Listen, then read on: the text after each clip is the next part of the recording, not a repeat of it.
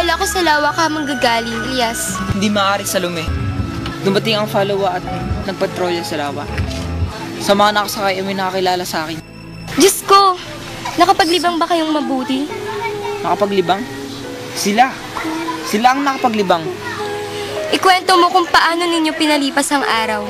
Pag narinig ko mula sa mga labi mo, nasisiyahan ako na para ring nakasama ninyo. Nangisda sila, nag-picnic, nagawitan. Kaya malasaya sila lahat.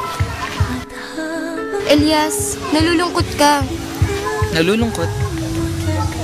Nauunawaan kita. Malungkot ang iyong buhay. Natatakot ka marahil matuklasan nila.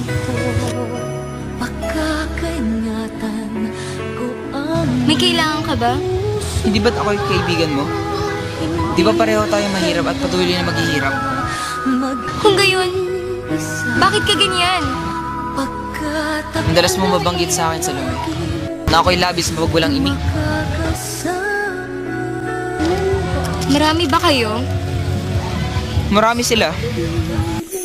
Maraming babae. Marami. Sino sa mga dalaga ang maganda? Hindi ko sila lahat kilala. Isa sa kanila ang katipan ng mayamang binata na galing sa Europa. Ah, ang anak ng mayamang si Kapitan Tiago. Sinasabing napakaganda niya. Oo, siya nga. Alam mo, napakabait at napakaganda niya. Paalam na, Salome, lumulubog na ang araw. Katulad nga ng iniisip mo, hindi dapat ako abutin dito ng gabi. Ngunit, umiiyak ka.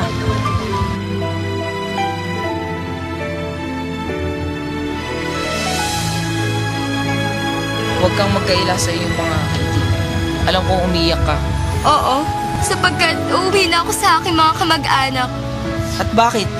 Uuwi ako sa Mindoro at iiwan ang bahay kung saan ako sinilang.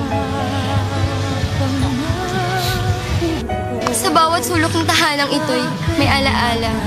Kasama ka doon, Elias. Wala naman tumibigil sa'yo. Sapat, wala naman nagsasabing masama. Hindi ba? Oo, ngunit buong buhay ko'y nilaan ko rito. Salome, Nais ko sumama ka sa akin. hindi maaari. Hinahanap ako ng mga gwardiya. Ayoko. Mapahamak ka dahil sa akin. Elias, ngunit Umuwi ka sa inyo. Pwede pagpatuloy mo ang maganda ng pamumuhay. Iniibig kita, Salome, kaya't ayoko mapahamak ka. Kailangan mo ang buhay na bigay ni Bathala. kung yan ang nais mo, mahal kita, Elias. Pilitin mong makalimot, Salome.